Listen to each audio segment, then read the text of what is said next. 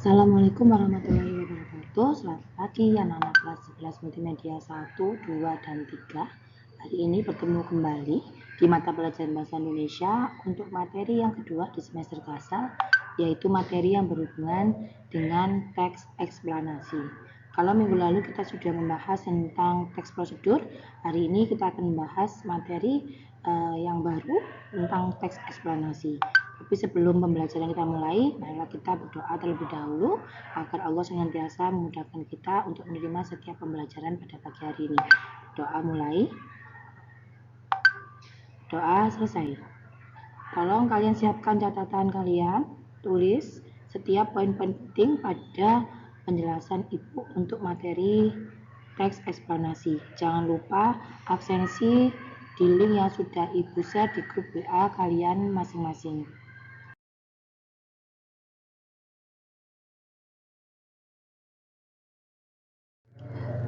Baik, Ibu harap kalian sudah siap untuk menerima materi hari ini. Yang pertama yang kita bahas tentang teks eksplanasi, yaitu pengertian, di mana teks eksplanasi ini merupakan suatu teks yang menjelaskan tentang proses atau tahapan, mengapa dan bagaimana terjadinya suatu fenomena atau peristiwa yang berkaitan dengan alam, sosial, ilmiah, dan budaya itu terjadi. Jadi, pada teks eksplanasi ini terdapat fakta yang disusun secara kronologis, ada sebab dan akibat. Biasanya, peristiwa yang dituliskan di dalam teks eksplanasi didasari dengan keilmuan atau sifat ilmiah yang mengacu kepada teori, fakta, atau realita dan hasil penelitian. Jadi, dari pengertian tersebut bisa ditarik simpulan tentang tujuan dari teks eksplanasi, yaitu untuk menjelaskan fenomena yang sedang terjadi. Karena di dalam teks eksplanasi itu diterangkan tentang tahapan, langkah maupun proses terjadinya suatu fenomena.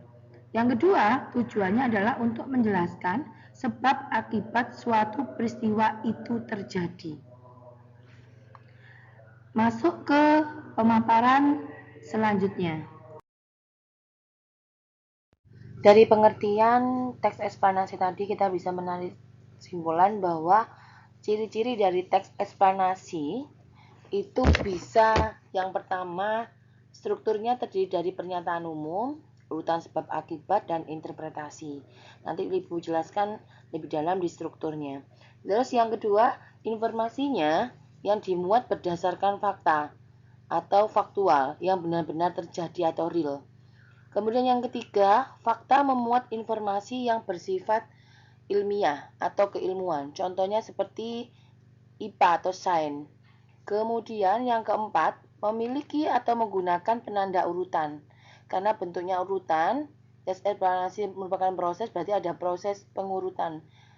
Misalkan pertama, kedua, ketiga, dan sebagainya.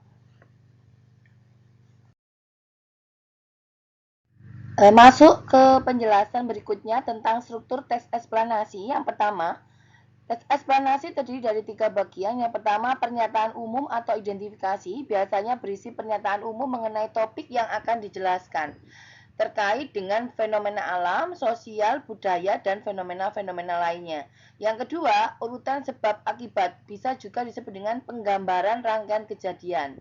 Berisi mengenai detail penjelasan proses terjadinya yang disajikan secara urut atau bertahap dari yang paling awal hingga yang paling akhir. Bagian ini menyajikan rincian proses kejadian yang relevan biasanya dengan fenomena yang diterangkan sebagai pertanyaan atas bagaimana atau mengapa terhadap fenomena tersebut terjadi.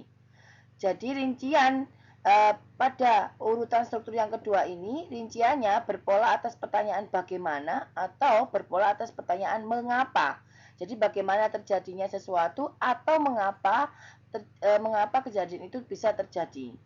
Kemudian yang ketiga, ada bagian interpretasi atau biasa disebut dengan ulasan, berisi tentang kesimpulan mengenai topik yang telah dijelaskan. Bagian terakhir ini dalam teks eksplanasi biasanya juga berisi komentar atau penilaian tentang konsekuensi atas kejadian yang dipaparkan sebelumnya. Baik anak-anakku, demikian struktur teks eksplanasinya. Ibu harap kalian juga bisa mengambil referensi lain dari sumber lain, misalkan dari internet atau buku bacaan yang lainnya. Kita masuk ke pembahasan tentang kaidah kebahasaan, di mana ada 5 kaidah kebahasaan dalam teks eksplanasi, antara lain fokus pada hal yang bersifat umum atau generik, bukan partisipan manusia. Contohnya, dalam teks eksplanasi itu menjelaskan tentang fenomena alam, seperti gempa bumi, pelangi, dan lain sebagainya, atau fenomena sosial, misalkan pengangguran, kriminalitas, kemiskinan, dan lain sebagainya. Kemudian menggunakan istilah ilmiah. Jadi istilah ilmiah ini adalah istilah untuk menjelaskan ragam proses terjadinya suatu fenomena atau kejadian. Istilah sendiri diartikan sebagai gabungan kata yang dengan cermat mengungkapkan makna konsep, proses, keadaan, atau sifat khas dalam bidang tertentu. Istilah ini memiliki makna yang sifatnya tetap dan pasti.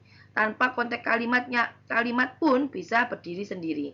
Contohnya, istilah yang berkaitan dengan biologi, misalkan inseminasi, fotosintesis, embrio, transplantasi, antioksidan, asimilasi, dan lain sebagainya. Ada ekosistem, habitat.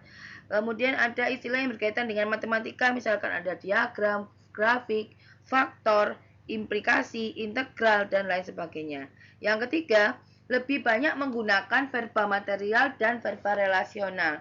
Verba material sendiri diartikan sebagai kata kerja yang menunjukkan aktivitas fisik yang dapat dilihat dalam bentuk nyata. Misalkan menggambar, menyapu, kemudian membaca, menulis. Kemudian ada verba relasional, verba yang lebih menjurus pada kata kerja yang berfungsi sebagai penghubung antara subjek dan pelengkapnya. Misalkan Jakarta merupakan kota metropolitan. Jakarta berdiri sebagai pola kalimat subjek. Kemudian merupakan adalah verba relasionalnya karena menghubungkan Jakarta dengan kota metropolitan sebagai pelengkapnya. Kemudian yang keempat menggunakan konjungsi kausalitas dan kronologis, di mana konjungsi kausalitas sendiri adalah biasanya sebab, karena, oleh sebab itu, sehingga, dan konjungsi kronologisnya atau hubungan waktunya seperti kemudian, lalu, setelah itu, pada akhirnya, dan sebagainya. Dan terakhir, yang kelima, menggunakan kalimat pasif. Kalimat pasif ini biasa ditandai dengan penggunaan kata-kata kerja yang pasif juga, seperti terlihat, terbagi, terwujud, terakhir, dimulai, ditimbun, dilahirkan, diserap, dan lain sebagainya. Berikut ini Ibu contohkan tentang teks eksplanasi yang berjudul Gerhana Bulan. Coba kalian perhatikan, ada warna kuning dan warna hijau. Ibu sengaja pisahkan. Kalau warna hijau itu berarti berhubungan dengan strukturnya. Jadi pada graf pertama itu ada struktur pernyataan umum karena menjabarkan tentang gerhana bulan. Kemudian paragraf yang kedua dan ketiga merupakan struktur urutan sebab akibat. Yang ketiga, tidak adanya struktur yang terakhir, yaitu ulasan atau interpretasi. Tidak ada simpulan dari teks tersebut. Kemudian ada warna hijau. Warna hijau di situ adalah Ibu tunjukkan tentang kaidah kebahasaannya. Yang pertama, ada kaidah kebahasaannya yang fokus pada hal-hal yang bersifat umum atau generik. Di situ dijabarkan tentang adanya fenomena alam, yaitu gerhana bulan. Kemudian ada istilah-istilah ilmiah, contohnya matahari, bulan, atmosfer, dan lain sebagainya. Kemudian menggunakan kata kerja material dan kata kerja relasional. Ada kata menutupi, menempati, kemudian ada juga menggunakan kata hubung, konjungsi kausalitas, dan kronologis. Misalnya kata sehingga, dan terakhir menggunakan kalimat pasif. Kalimat pasif di situ ada kata dibelokkan, dan sebagainya. Coba kalian lebih perhatikan lagi contohnya sehingga lebih bisa memahami analisisnya. Setelah materi yang kita bahas tentang teks eksplanasi ini, Selesai, kalian diharapkan bisa memahami tentang struktur dan kebahasaannya. Selain itu, kalian juga bisa menulis sebuah teks eksplanasi nantinya. Bagaimana langkah-langkahnya? Yang pertama, pastinya menentukan tema atau topiknya. Kalian pilih tema atau topik yang berkaitan dengan apa? Bisa berkaitan dengan alam, sosial, atau politik, dan lain sebagainya. Kemudian yang kedua, menentukan tujuan teks eksplanasi. Tujuannya itu untuk menulis apa? Misalkan memberikan informasi tentang kriminalitas yang terjadi pada saat ini misalkan. Kemudian mengumpulkan data-data di sekeliling kamu, tempat tinggal kamu. Ada informasi apa? Ada masalah apa di situ? Ada kriminalitas apa? Bisa wawancara atau mengumpulkan data-data yang lain dari koran atau media internet lainnya. Kemudian membuat kerangka teks. Kerangka teks ini berarti berhubungan dengan strukturnya. Kamu buat strukturnya. Yang pertama tadi ada bentuk pernyataan umum, menyatakan apa dulu, kemudian ada urutan kejadiannya apa saja, dan lain sebagainya. Kemudian mengembangkan kerangka teks eksplanasi menjadi bentuk yang sempurna dengan melibatkan susunan kalimat, kaidah kebahasaannya harus sesuai dengan teks eksplanasi. Baik anak-anakku, sebelum Ibu akhiri pertemuan pada pagi hari ini, Ibu memberikan satu tugas untuk kalian. Tolong, ini teks eksplanasi di slide yang terakhir. Kalian salin di buku tulis, di kertas sobekan, kemudian analisis tentang struktur dan kebahasaannya.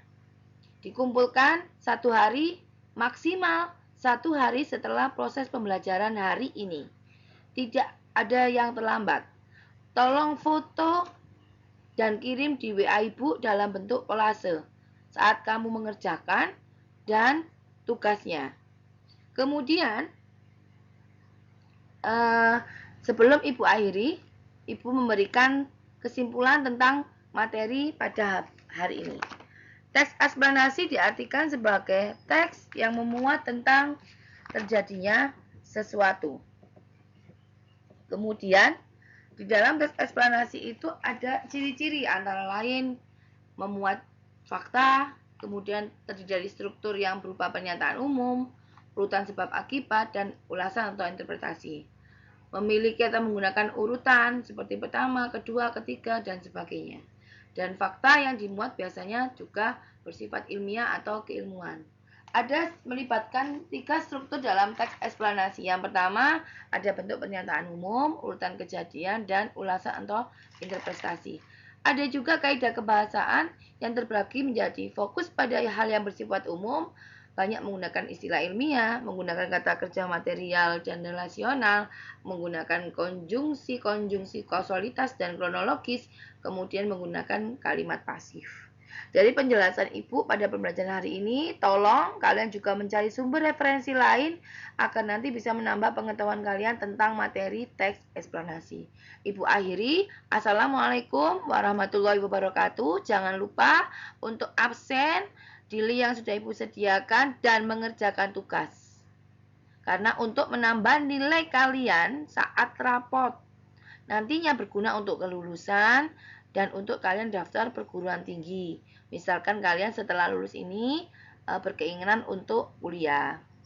Ibu akhiri, Assalamualaikum warahmatullahi wabarakatuh. Tetap sehat dan jaga selalu kesehatan kalian.